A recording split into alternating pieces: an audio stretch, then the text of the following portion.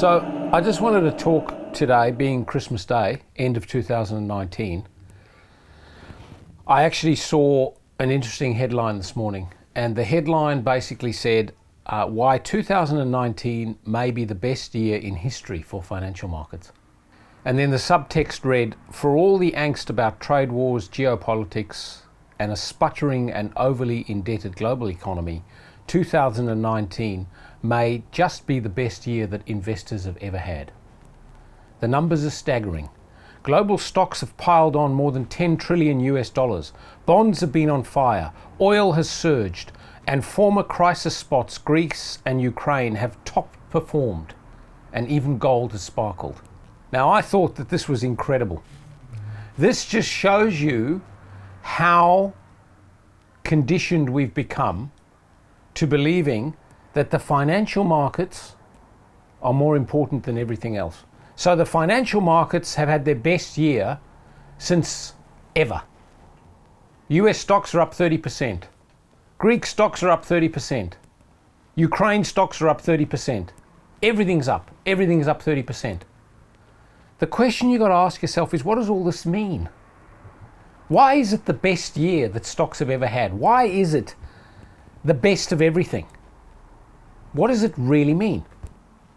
Now, if you think about it, the global economy is mired in debt. Interest rates are at record lows and even negative. Economic growth is as low as it's ever been. And yet, 2019 is the best year we've ever had. And I think that summarizes for me everything that is completely wrong and completely screwed up about the way things are in the world right now. Why do we interpret hugely inflated financial values as being good? I don't know if you can see this, Dee, but this chart on the top shows debt versus GDP, right? So the blue is the debt and the red is the GDP. And this goes up until today. And 2019 is the best year that financial markets have ever had, coincident with the highest level of debt that financial markets have ever had. If asset values are up here and GDP is down here, what does that actually mean? What it means is the real world activity is down there, and the financial measure of that activity is up here. If you consider that dollars, asset values, are synonymous with IOUs, if you consider that a dollar is a claim on something real, it's not something real, it's a claim on something real.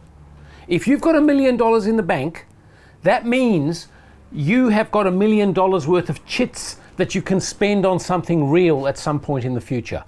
If you've got shares that are worth $1 billion, it means you can convert those $1 billion into these chits, which you can convert into something real in the future. So what I'm saying to you is, the difference between the GDP,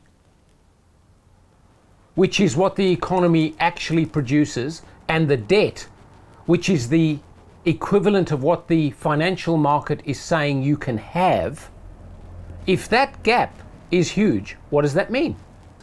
At some point in the future, that gap is going to have to close. Either we're going to have to increase the amount of stuff that we do in order to pay all those IOUs. In other words, we're going to have to increase the GDP, or else we're going to find out that those IOUs can't buy what we think they can buy because the real stuff isn't there. One way or another, the really low GDP and the really high asset values have to come together at some point in the future. And when they come together, one of two things is going to happen. One is either we're going to have to massively increase what we produce, or Everyone who's been promised all these things they can have is going to find they can't have them. So that there is a financial crisis in the making. The fact that asset values, the fact that the share market, the fact that the financial markets have had their best year ever, when the real market has had one of its worst years ever. There's not real good GDP growth. There's not really good employment. Things are not really good on the ground. Poverty hasn't been eliminated. What it means is there's a financial crisis coming. It is as clear as day that there's a financial crisis coming, but our mainstream media reports that 2019 is the best year ever. And they don't realize that actually the best year ever is a fiction. It's a number that's been made up to suit a narrative which bears no resemblance whatsoever to the reality, which is the red in the chart. Now I'll digress slightly here, because the financial markets being up through the roof is synonymous with, simplifying things, the stock market being up through the roof. One of the world's best performing stock markets is the Greek stock market right now. Greece is bankrupt. One of the best performing banks is a Greek bank. Greece is bankrupt. I mean, you know, it's an interesting thing to look at, isn't it, when you think of it that way? However, the central banks are busy printing money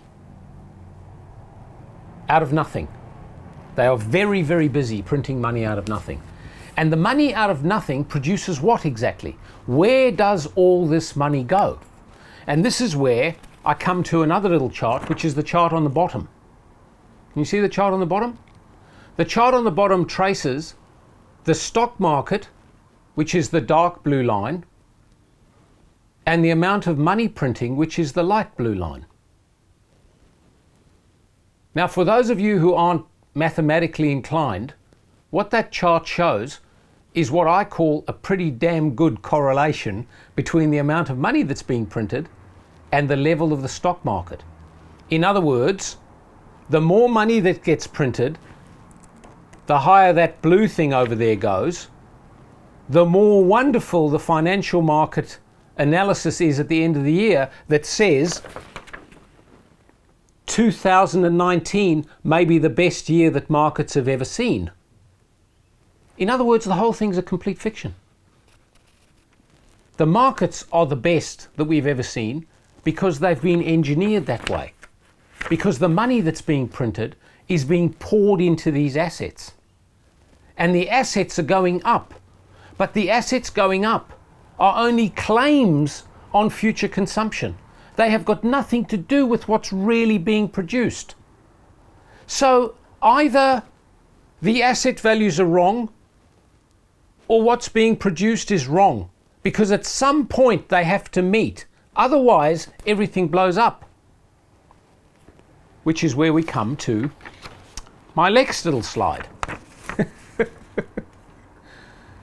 My next slide is a slide which shows the total amount of debt in the US economy. And each one of those little triangles indicates when the debt has doubled. So between there and there, the debt doubled. Between 76 and 84, it doubled. And then it doubled again, and then it doubled again, and then it doubled again. And right now, where we are sitting, it's doubling again every few years.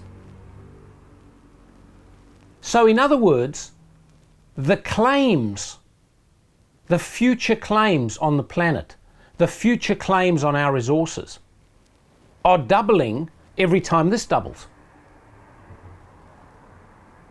So what we're actually saying is, take a look at the planet today, take a look at the Earth today, take a look at the fact that 2019 was the best year ever, and think maybe 2022 is going to be even better than 2019. It might be the even bestest year ever, because between 2019 and 2022, maybe this debt number is going to double again. And when it doubles, it means that in the next few years, all of the claims on the resources on the planet are going to double compared to all the prior claims since the beginning of time. That's what doubling means. In other words, we are solving our little problem that we have in the world with our finances and our climate and our sustainability by saying that we're going to generate enough financial asset levitation to keep things going, in spite of the fact that what we are saying is that in the next few years, unless we are going to have a financial crisis, the world is going to have to produce 2 or 3 or 4 or 5 times more stuff than it's ever produced. Do you think that we can keep on increasing the future claims and the future IOUs and we are never, ever, ever going to meet them? The planet can't meet them. There's no way the planet can meet them. So what I'm getting at is the notion that 2019 was the best year ever because everything went up 30%, what that should read is 2019 was a bloody catastrophe because the future claims went up 30% without any plan to meet them. Some future generation is going to have to deal with the fact that all of those IOUs can't be filled. And there's going to be a hell of a financial crisis, which is where I come to our friends in the central banks. Back in September, there was a little issue in what's known as the repo market. The way money works in the world today is that at the end of each day, the banks balance their books. The way they balance their books is any banks that owe money borrow money from other banks to settle their accounts. And the interest rate that they need to pay to settle those accounts is called the repo rate. It's the overnight lending rate for the banks. It's a little bit more complicated than that, but that's a simplified way of putting it. Now what's happened is, down the bottom here, in September of this year, the repo rate went from approximately 2% up to 8% and above.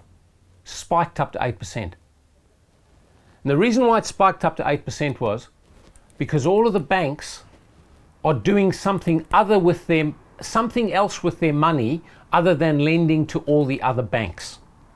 Which meant that when the overnight clearances arrived and they all had to settle their accounts, no banks actually were prepared to or had money to lend to other banks.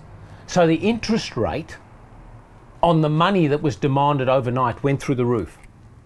Now that's what you call a market interest rate. You've got money, you've got a demand for money. If the money runs out, the interest rate goes up. If the interest rate goes up, it encourages more people who are sitting on the sidelines who have got money to lend their money, which means the interest rate comes down. That's called a market interest rate. What happened was in September we ended up with a market interest rate. It went up to above 8%. And what did the central banks do as a result of the market interest rate going up? They printed a shitload of money. And they gave it to all the banks, essentially for free, to bring that rate down. And this chart on the bottom here is showing you what the central bank of the US has been up to.